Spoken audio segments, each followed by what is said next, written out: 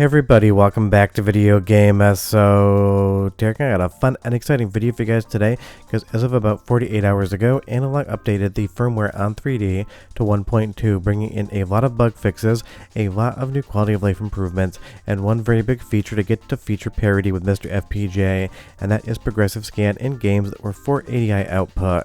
Because that's something we've had on the Mr. FPGA side for a while now. We call it clean HDMI mode, and basically what it does is it takes the frame buffer before it interlaces and then outputs that. So playing something like Legacy of Darkness here in high-res mode, you are going to get an actual progressive scan image and not an interlaced image.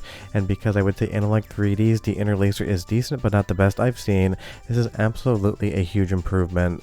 But there's a ton more stuff to go through in this video, so we're definitely going to check it all out.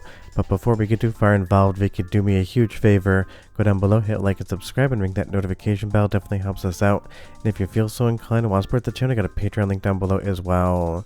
But version 1.2 of the firmware is a really nice update, because it really does feel like Analogue 3D is maturing into the console that people kind of expected when it shipped day one. Because I would say the initial firmware definitely had a little bit of weirdness, and it definitely had a few bugs in games. But of course, like anything, the first draft is always going to be a little bit messier than the finished product, and even though stuff like save states aren't here yet in 1.2, a lot of what was done here is definitely fundamentally making Analogue 3D a better console. And because it already started as a really good device, getting better is only going to benefit everyone. And it's one of those things, some of the games on N64 would run in 480i, but a lot less than you think. I believe the entire list of games is about 12, but trust me, this absolutely still makes a difference. Because Legacy of Darkness in interlaced mode definitely does not look that good unless you're playing on a CRT. And because Analogue 3D doesn't really have any support for actual analog output to a CRT or a PVM, when you first played this game on Analogue 3D, that interlacing just kind of looked a little bit janky. But that's because these games were never technically meant to be played on an actual flat panel TV. Those are the entire generation of CRT televisions, so you can't really fault them for looking bad in HDMI. So if we go through some of the fixes here, one fundamentally important one is it fixed compatibility issues with HDMI, CEC, and eARC. And that is definitely something I was experiencing on my LG C4 with my soundbar and eARC. Sometimes the thing would just absolutely refuse to output any sort of audio, and I would have to unplug the Analogue 3D or the television to get those things to a handshake one more time. And that's not really exclusive to the Analogue 3D. I've had other devices as well set up an argument as far as whether or not I wanted to output audio, but that seems to be completely fixed. I plugged it into my television in my new studio, and everything was fine. Now going through the OS here, there's going to be a lot of different options and a lot of different updates. I'm not going to go through each and every one of them. The link to this list is in the description below, but forced progressive output is going to be the most important one here, because it just makes these N64 games that would run in interlacing mode look that much better. Something like Perfect Dark, I would say, even in the interlacing, didn't look anywhere near as bad as Legacy of Darkness, but getting it in progressive mode with the unleashed overclock absolutely just looks that much better. And when you turn 32-bit color mode on, you're going to get maybe one of the cleanest images of Perfect Dark you can possibly get.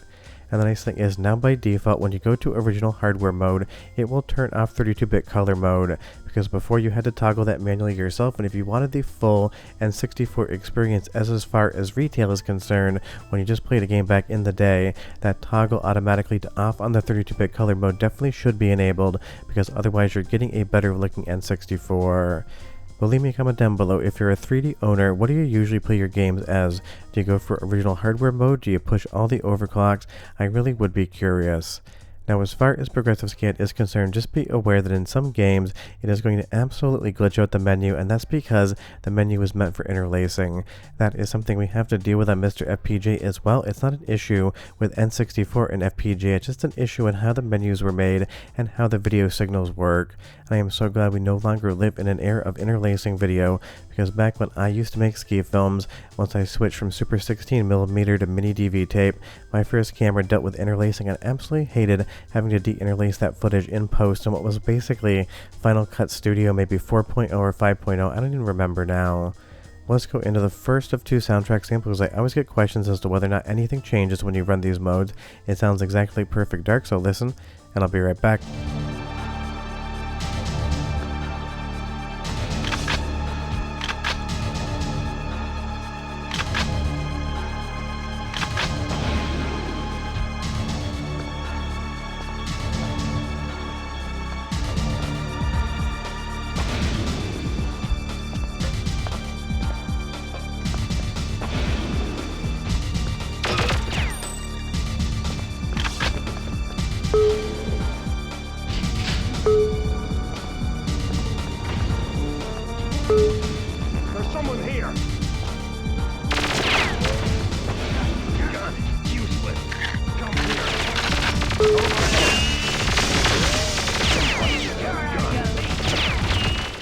Now, the reason I talked about none of these changes actually affecting the audio is I usually get at least a few comments per video on any sort of overclocking for N64 asking if it affects the rate of audio playback. That couldn't be further from the truth. We overclock on Mr. FPGA, we overclock on Analogue 3D. It is not going to affect the speed of the playback. I totally get in the past that's something that could happen, but just to dispel that rumor one more time, at least for a few people, the audio is always going to be the same. So Perfect Dark on Unleash mode with progressive scan turned on and 32-bit color mode out. One of the best ways you can play Perfect Dark, and that is a lot of fun. And of course we do have the new Mr. FPGA 94 MHz core being tested now as well, so it's fun to see N64 go back and forth as far as core updates are concerned.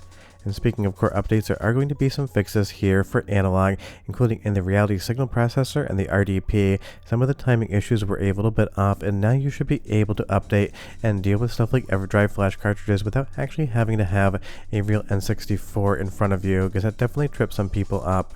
You'll see here we have that 32-bit color toggle, we have disabled anti-aliasing and texture filtering, we have overclocking, which we've always had, but the menu option for forced progressive output is going to be here, and again that is going to make a big difference, especially with the improvements in EverDrive handling. But let's move over to something like World Drivers Championship, a game I am admittedly not very good at whatsoever. I would say the weight of these vehicles and the controls takes a very long time to get used to, and because it's not my favorite racing game on N64, I've never spent a lot of time with it. I don't think I'm saying it's not a good game, it is, it's just one of those things I never clicked, and this is something I really feel like did not look good when you actually had high resolution mode on. It just had a certain vibe to the interlacing that always looked ugly in my opinion, and that was a bummer because it really took away from something that a lot of people consider their favorite N64 racing game of all time. It's pretty, it runs at a good frame rate, especially in overclocked mode, and now with that forced progressive scan option, it's going to look that much better. And if you are curious about the technology underlying this, basically on the N64 the frame would be processed, and it would be processed as the entire frame. It would then be output as an interlace field, and it's one of those things you can actually grab that full output before it was output as an interlace field and then put it up on television, whether you're on Analogue 3D or Mr. FPGA. Just think about it as grabbing the frame one step earlier in the hardware pipeline than before, and you'll totally understand that. Additionally, you're going to get support for Switch Online N64 controllers as well. Now, I don't own one of those. I use original N64 controllers on Analogue 3D because honestly, I feel like nothing rivals the analog stick values and overall feel as an original N64 controller. And even the NSO controller I hear got pretty close. It's one of those things. I have 4 original N64 controllers, so just not something that I've ever picked up and used, but for the people that own them, definitely going to be a big deal. Let's do the second of 2 soundtrack samples so you can get an idea of what Turok sounds like, and I'll be right back with just a bit more. Pistol.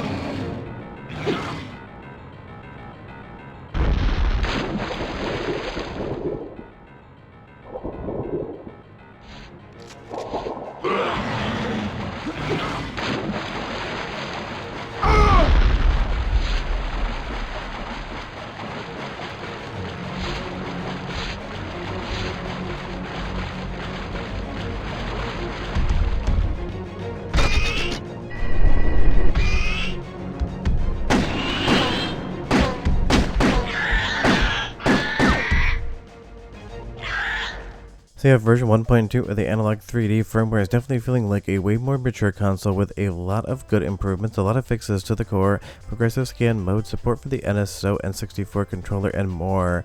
Now of course we're still waiting for save states and screenshots as well, unless I missed something in the update about the screenshots. Definitely no save states aren't here. So the link in the description below to update your Analogue firmware is there. Just make sure you pay attention to the directions so you get it right. But I would say getting the improvements in the overall reliability of the core and making sure some bugs were squashed along with forced progressive mode are 2 of the big features here.